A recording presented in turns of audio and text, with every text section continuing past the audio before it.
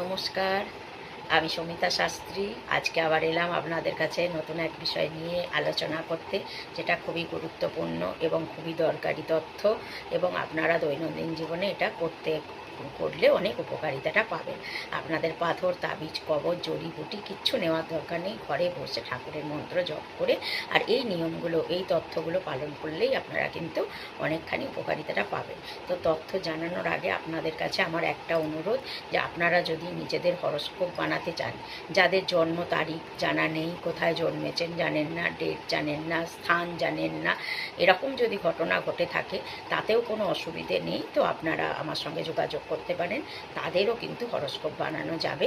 এবং তার সঙ্গে যদি আপনারা মনে করেন যে আপনারা বাস্তু বিষয়ে আলোচনা করবেন, বা পাথর, তাবিজ, কবচ নিতে পারছেন না, অসুবিধা হচ্ছে অর্থনৈতিক দিক থেকে, তাহলে কিন্তু খুব অল্প খরচে আপনারা কালার থেরাপি করিয়েও একই উপকারিতাটা পাবেন। তো আপনারা সেটাও করে দেখতে পারেন। তো আমার ফোন নাম্বার আছে, আপনারা অবশ্যই যোগাযোগ করবেন আমার সঙ্গে। তো ভালো থাকুন।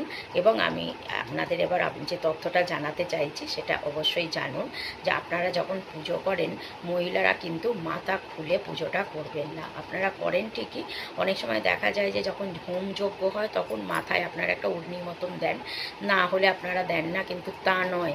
যখনই পুজো করতে বসবেন তখনই কিন্তু আপনাদের মাথায় একটা উড়নি দিতে হবে। উড়নি বলুন, কাপড় বলুন, যেটা আপনার সুবিধে হয়, এবং সেটা যদি লাল বা কমলা কালারের হয় সবচেয়ে ভালো।